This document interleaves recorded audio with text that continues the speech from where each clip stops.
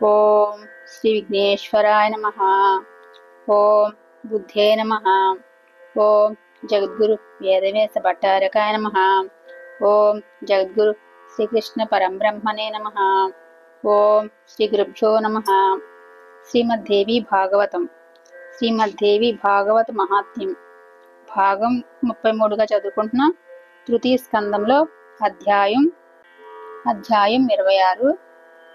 నిన్న కుమారి పూజ గురించి అట్ల గురించి చెప్తున్నారు. ఇప్పుడు మళ్ళీ 20 అధ్యాయంలోకి వెళ్ళాం.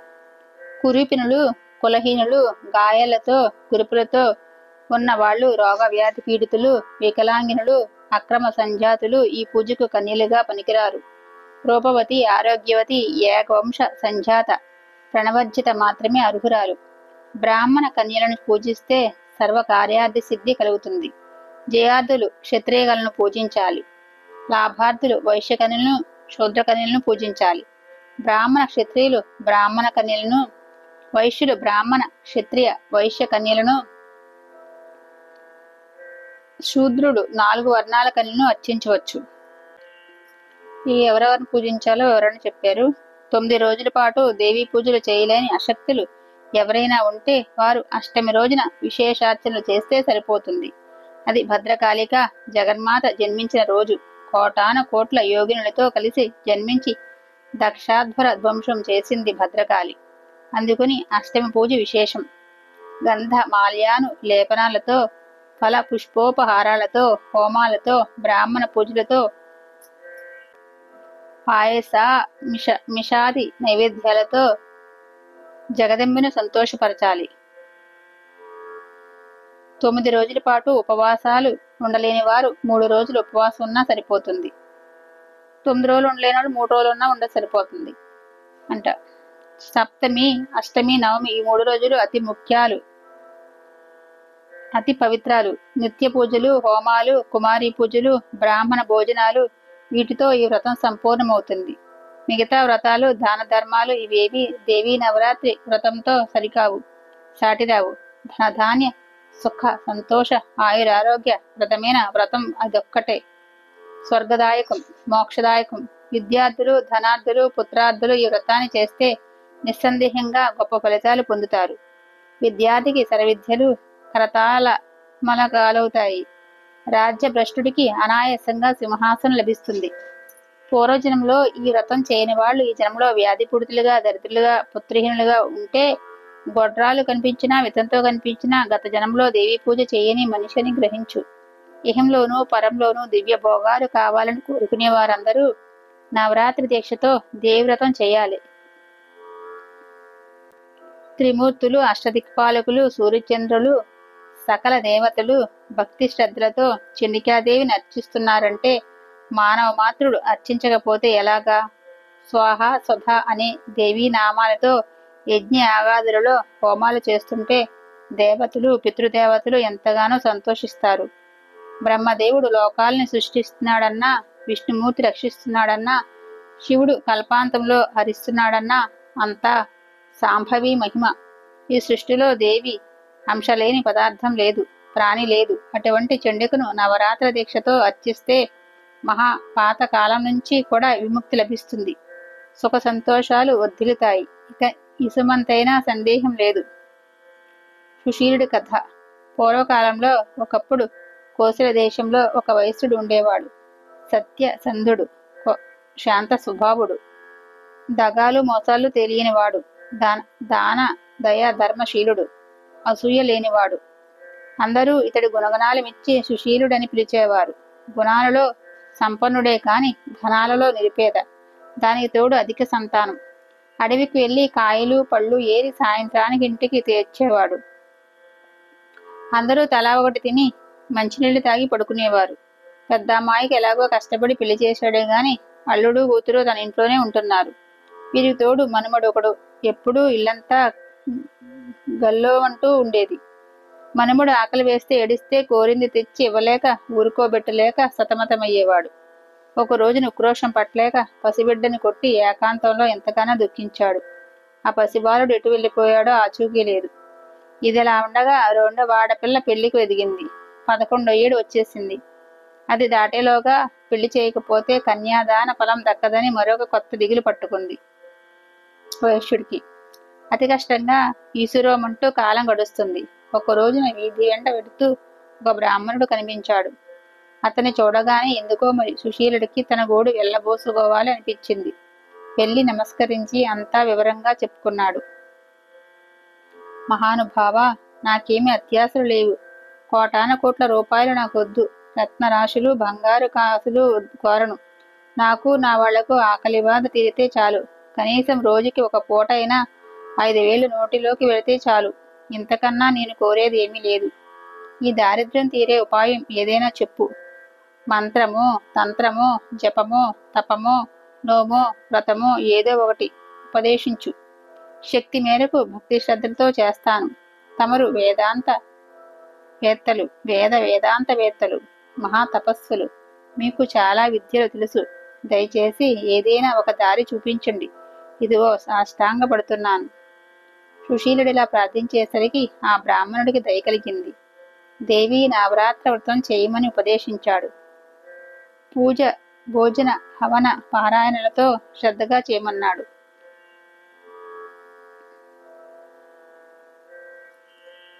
ఇది జ్ఞాన సుఖ మోక్షప్రదమైన ఉత్తమ వ్రతం. తేలికగా చేయవచ్చు. శత్రునాశకము మిత్రవర్ధకమును. రాజ్యభ్రష్టుడై అడవులకు వచ్చిన రాముడు సీతను రావణాసురుడు అపహరించుకుపోగా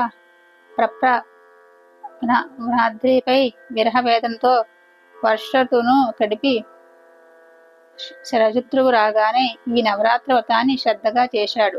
దీని ఫలితంగా సీతమ్మ జాడ తెలిసింది. సేతువు నిర్మించాడు. రావణ కుంభకర్ణులను సంహరించి మళ్లీ సీతాదేవిని అయోధ్య సామ్రాజ్యాన్ని పొందగలిగాడు. ఇంత దివ్యశక్తి కలిగినది ఈ వ్రతం.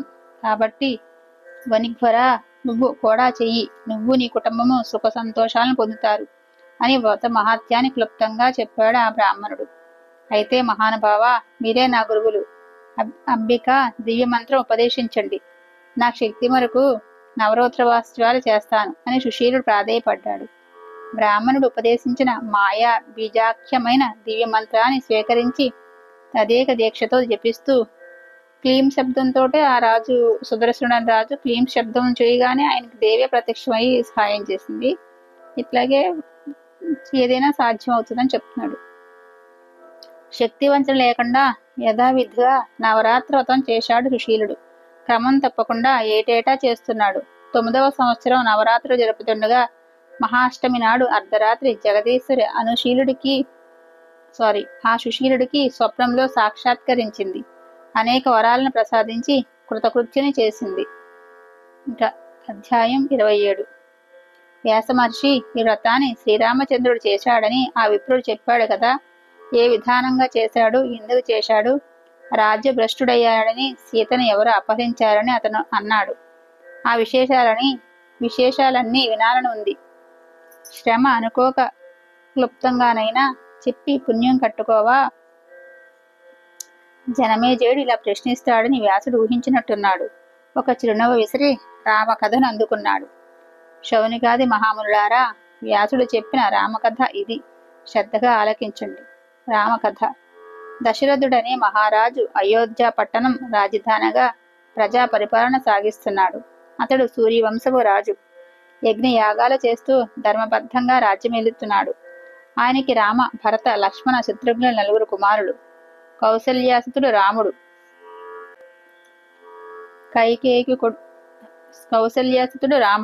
కైకేయి కొడుకు భరతుడు, సుమిత్రకు కవల పిల్లలు లక్ష్మణ, శత్రుఘ్నులు. ధనుర్విద్యతో సహా అన్ని విద్యలు వీళ్ళు నేర్చుకున్నారు. ఒక రోజున విశ్వామిత్రుడు వచ్చి యాగ సంరక్షణ కోసం 16 ఏళ్ల పసిబాలుడు రాముణ్ణి తన వెంట పంపమని అడిగాడు. దశరథుడు ముందు కొంత బెట్టు చేసినా తర్వాత మెత్తబడి పంపించాడు. రామ లక్ష్మణులు విశ్వామిత్రుడితో వెళ్ళారు. దారిలో రాముడు ఒకే ఒక్క బాణంతో తాటకను సంహరించాడు. సుబాహుని సంహరించాడు. మారుచుని ఎగరగొట్టాడు. యాగ సంరక్షణ చేశాడు. అటువంటి కౌశికుడితో కలిసి మిథిలా నగరానికి వెళ్ళాడు. దారిలో అహల్యకు శాప విమోచనం కలిగించాడు. శివ ధనుర్భంగం చేసి రాముడు సీతను వివాహం చేసుకున్నాడు. లక్ష్మణుడు ఉరిమలను పరిణయమాడాడు. జనకుడు సోదరుడు కుశోధ్వజుడు. ఆయన కూతుళ్లను మాండవి, శృత, కీర్తులను భరత శత్రుఘ్నులు చేపట్టారు. దశరథుడు చిన్న స్టోరీ, చిన్నగా రామాయణంతో వచ్చేస్తుంది. దశరథుడు శ్రీరాముడికి పట్టాభిషేకం చేయాలనుకున్నాడు. ఏర్పాట్లన్నీ జరిగాయి. కానీ కైకేయి పాత వరాల రెండింటిని అప్పుడు అడిగింది. భరతుడికి పట్టాభిషేకం జరగాలి, రాముడు 14 ఏళ్ళు వనవాసం చేయాలి. సీత లక్ష్మణులతో కలిసి దండకారణ్యానికి వెళ్ళాడు రాముడు. వరాలు అడిగగానే పుత్ర విరహం తాళలేక దశరథుడు అసువులకు బాశాడు. భరతుడు పట్టాభిషేకం తిరస్కరించాడు. పంచవటలో రామ లక్ష్మణులు శూర్పణఖకు ముక్కు చెవులు కోసేశారు. కరాది రాక్షసులు 14,000 మంది దండెత్తి వస్తే రాముడొక్కడు అనాయాసంగా సంహరించి జయలక్ష్మిని వరించాడు. రాక్షస సంహారానికి సంతోషించిన మునులంతా వీరిని దీవించారు. శూర్పణఖ లంకకు వెళ్లి తన సోదరుడు రావణుడికి విషయమంతా విన్నవించింది. సీతా అపహరణానికి ప్రోత్సహించింది. దశకంఠుడు మారీచుడు ఆశ్రమానికి వచ్చి అతన్ని బంగారుడేడిని చేసి రాముణ్ణి అడవిలోకి దూరం తీసుకువచ్చేటట్టు పథకం వేశాడు. బంగారు లేడిని చూసి సీతాదేవి ముచ్చటపడింది. తెమ్మని రాముని కోరింది. రాముడు ఏమీ ఆలోచించకుండా దాని వెంట పడ్డాడు. అది మాయలేడి, చిక్కలేదు. చివరికి రాముడు బాణం వేశాడు. ఆ మాయలేడి ప్రాణాలు వదులుతూ హా లక్ష్మణ అని బిగ్గరగా రామకంఠంతో అరిచింది. అది విన్న జానకి సౌమిత్రిని సహాయంగా వెళ్ళమంది. నిన్ను ఒంటరిగా విడిచిపెట్టను, రాముడికి ఏ ప్రమాదము జరగదు అని సౌమిత్రి చెప్పినా సీత వినిపించుకోలేదు. పైగా శంకించి తోలనాడింది. విధి లేక లక్ష్మణుడు సీతను ఒంటరిగా వదిలి వెళ్ళాడు. రావణుడు భిక్షు రూపంలో సీతాదేవిని సమీపించాడు. ఆమె కథ అంతా అడిగి తెలుసుకున్నాడు. నిజరూపం చూపించాడు. నీ స్వయంవరానికి మీ తండ్రి నన్ను కూడా పిలిచాడు. అయితే రుద్రచాపానికి భయపడి నేను రాలేదు. అప్పటి నుంచి నీ మీద నాకు మనసుంది. నన్ను చేపట్టు. ఈ కష్టాలు ఏమి పడతావు? నాతో వచ్చి దివ్య భోగాలు అనుభవించు. నీకు తగినవి అవే కాని ఈ కష్టాలు కడగండ్లు కాదు. నువ్వు ఇలా వనవాసం చేస్తున్నావని తెలిసి అలనాటి నా అనురాగాన్ని మళ్ళీ స్మరించుకొని నీ కోసం వచ్చాను. నా శ్రమను సఫలం చేయి. అధ్యాయం 28. ఆ గీత దాటి రాగానే సీతాదేవికి రావణుడు పెద్ద వికృత రూపంలో భయం వేసినట్టు కనిపించాడంట. ఆ రూపానికి, ఈ ప్రసంగానికి సీతాదేవి భయమేలయ్యింది. ధైర్యం కూడదీసుకుని కఠినంగా బదులు చెప్పింది. పౌలస్య, ఏమిటి నీకు ఈ దుర్బుద్ధి? నేనెవరనుకుంటున్నావు? జనక మహారాజు కూతురిని, వేషిని కాదు. నా రాముడు వచ్చి నన్ను చంపకముందే లంకకు పారిపో.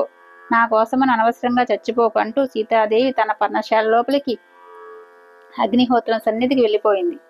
రావణుడు వెంబడించి బలత్కారంగా పట్టుకుని రథంలో కూర్చోబెట్టుకున్నాడు. రామా, లక్ష్మణ అంటూ సీతాదేవి దారుణంగా విలపించింది. రథం ఆకాశానికి లేచింది. లంక వైపు దూసుకువెడుతుంది. జటాయువు ఎదిరించి భీతుడయ్యాడు. సీతను తీసుకువెళ్లి రావణుడు లంకలో అశోకవనంలో కూర్చోబెట్టాడు. రాక్షసీ గణాన్ని కాపలా ఉంచాడు. మాయలేడిని చంపి తిరిగి వస్తున్న రాముడికి సౌమిత్రి ఎదురయ్యాడు. జరిగింది చెప్పాడు. ఎదురు త్వరగా పర్ణశాలకు వచ్చారు. సీత కనిపించలేదు. అడవి అంతటా గాలించారు. బోరున విలిపించారు. కొన ప్రాణంతో ఉన్న జటాయువు జరిగిన సంగతి చెప్పాడు. ప్రాణాలు విడిచిపెట్టాడు. అతడికి అగ్ని సంస్కారం జరిపి రామ లక్ష్మణులు దక్షిణ దిశగా బయలుదేరారు. చిన్న టూకీగా రామాయణం అంతా వచ్చేస్తుంది. కబంధుని చంపి అతడికి శాపీమోచనం కల్పించాడు రాముడు. అతడి సూచనపై ఋష్యమోకానికి వెళ్లి సుగ్రీవుడితో అగ్నిసాక్షిగా స్నేహం చేశాడు. వారిని సంహరించి సుగ్రీవుణ్ణి కిష్కింధకు రాజును చేశాడు. వర్షాకాలం గడిచే వరకు ప్రసవరణ పర్వత గుహలో తలదాచుకున్నారు. ఆ సోదరులు సీతా విరహం తట్టుకోలేక రాముడు విధాల పరితపించాడు. లక్ష్మణ, ఇప్పటికీ కైకేయి కోరిక తీరిందయ్యా. కళ్ళు జానకి జాడ తెలియకపోతే నేను జీవించను. సీత లేకుండా తిరిగి అయోధ్యకు వెళ్ళను. చేతికి అందిన రాజ్యం జారిపోయింది. వనవాసం ప్రాప్తించింది. తండ్రి మరణించాడు. సీతాపహరణం జరిగింది. ఇన్ని చేసి ఇంతగా నన్ను ఏడిపించుకు తింటున్న ఆ దుష్ట దైవం ఇక ముందు ఏమీ చేస్తాడో? భవిష్యత్తు దుర్ధ్యేయం కదా. మనకు ఏ కష్టాలు రాసిపెట్టున్నాయో. సూర్యవంశంలో పుట్టి రాజ్యపుత్రులమై ఉండి ఇలా అడవిలో పడి ఏడుస్తున్నాం. రాజభోగాలు అన్నీ మనకు అవసరం కాదు, కానీ తలరాత అలా ఉంది, ఏమి చేస్తాం? దుఃఖాలు దిగుమొంగుకోవాల్సి వస్తుంది. తమ్ముడు, మన వంశంలో అంతటి దురదృష్టవంతుడు, దుఃఖభాజనుడు మరొకడు గతంలో లేడు, భవిష్యత్తులో ఉండడు. ఏమీ చేయటానికి దారి కనబడటం లేదు. ఈ దుఃఖం సాగరం నుంచి బయటపడటానికి తరుణోపాయం కనిపించడం లేదు. నువ్వు తప్ప నాకు మరో సహాయకుడున్నా లేడు. ఏమి ప్రయోజనం? నా తలరాత ఇలా ఉంది, అంతే. నన్ను వివాహం చేసుకుని వైదేహి కష్టాలు పాలైంది. లంకేశుడి ఇంటిలో ఎంతగా విలపిస్తుందో ఏమో. పరమ పతివ్రత సుశీల రావణుడికి లొంగదు కాక లొంగదు. అతడు బలాత్కారం చేస్తే ప్రాణాలైనా వదిలేస్తుంది తప్ప స్వైరినిలా ప్రవర్తించదు. అతడికి లొంగదు. జానికి మరణిస్తే నేను మరణిస్తాను. ఈ ప్రాణాలతో, ఈ శరీరంతో నాకేమీ పనిలేదు. రాముడు ఇలా విలపిస్తుంటే లక్ష్మణుడికి దుఃఖం ముంచుకు వచ్చింది. అయినా నిబ్బరించుకుని అన్నగారిని వాదార్చాడు. సౌమిత్రి వాదార్పు. అగ్రజ, ఏమిటి ఈ బేలతనం? నీ వంటి మహావీరుడు ఇలా నీరుగారిపోతే ఎలా? ధైర్యం తెచ్చుకో. ఆ సౌధముడు రావణ్ణి సంహరించి సీతాదేవిని నేను తీసుకువస్తాను. అధైర్యపడకు. నీ వంటి ధీరులు ఆపదల్లోనూ సంపదల్లోనూ ఒకే రీతిగా నిశ్చలంగా ఉండాలే గాని సామాన్యుల్లాగా చలించబోతే ఎలా? సంయోగ వియోగాలు దైవాధీనాలు జరుగుతూ ఉంటాయి. దుఃఖపడే ప్రయోజనం ఏమిటి? ప్రస్తుతం మనకి రోజులు బాగాలేదు. అందుకని రాజ్యహాని, వనవాసం, సీతాపహరణాలతో కష్టాల పాలయ్యము. మంచి రోజులు వస్తాయి. అప్పుడు అన్నీ మనకు అనుకూలంగా పరిణమిస్తాయి. కష్టయోగం ఎలా తప్పించుకోలేకపోతున్నామో అలాగే సుఖయోగము తప్పించుకోలేం. ఆ రోజులు వస్తాయి. సీతాదేవి లభించి తీరుతుంది. దుఃఖపడకు, కొంచెం ఓపిక పట్టు. సుగ్రీవుడి వానర సైన్యం దిశలకు వెడుతుంది. సీతమ్మ జాడ తెలుసుకువచ్చి మనకు చెబుతారు. అప్పుడు నేనే స్వయంగా వెళ్ళి ఆ రాక్షసుని చంపి సీతాదేవిని తీసుకువస్తాను. లేదా భరతున్నో జనక మహారాజునో ససైన్యంగా రమ్మని రావణుడి మీదకు దండెత్తి సంహరించి జానకీదేవిని తెస్తాం. మన వంశంలో రఘు మహారాజు కేవలం ఒకే ఒక్క రథంతో బయలుదేరి దిశలో జయించాడు. అలాంటి వంశంలో జన్మించి నువ్వు ఏమిటి ఇలా పడిపోతున్నావు? నేను ఒకడినే సకల సురాసురులను జయించగలను. అటువంటిది సహాసహాయుడుగా ఉండి ఒక్క దుష్టరావుణ్ణి సంహరించలేనా? రఘురామ, సుఖం తర్వాత దుఃఖం, దుఃఖం తర్వాత సుఖం చక్రనీమి క్రమంలో వస్తుంటాయి. అంతేగాని ఏ ఒక్కటో కలకాలం ఉండిపోదు. అయితే కష్టాలు సుఖాలు వచ్చినప్పుడు మనోధైర్యాన్ని పోగొట్టుకుంటే ఇక ఆ మనిషి శోకసాగరంలో మునిగిపోతాడే తప్ప ఎప్పుడూ సుఖపడలేదు. ఆ మాట మర్చిపోకు. ఇంద్రుడంతటి వాడికే సింహాసనం పోయింది. నౌషుడు అధిష్ఠించాడు. ఇంద్రుడు భయపడి పారిపోయి కొన్ని సంవత్సరాల పాటు అజ్ఞాతవాసం చేశాడు.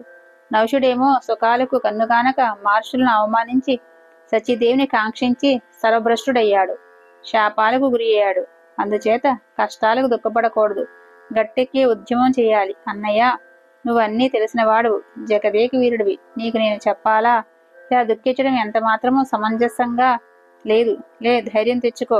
దుఃఖాన్ని, కాతర భావాన్ని మనసు నుంచి దులిపేసుకో. లక్ష్మణ ప్రమోదంతో రాముడు శోకం నుంచి తేరుకున్నాడు. ధైర్యం కూడగట్టుకున్నాడు. మామూలు మనిషి అయ్యాడు. 28వ అధ్యాయం సంపూర్ణం. మనం 33వ భాగంగా చదువుకుంటున్నాం కదా. 33వ భాగం సంపూర్ణం. ఓం శ్రీ గురుభ్యో నమః. సర్వం శ్రీకృష్ణార్పణమస్తు.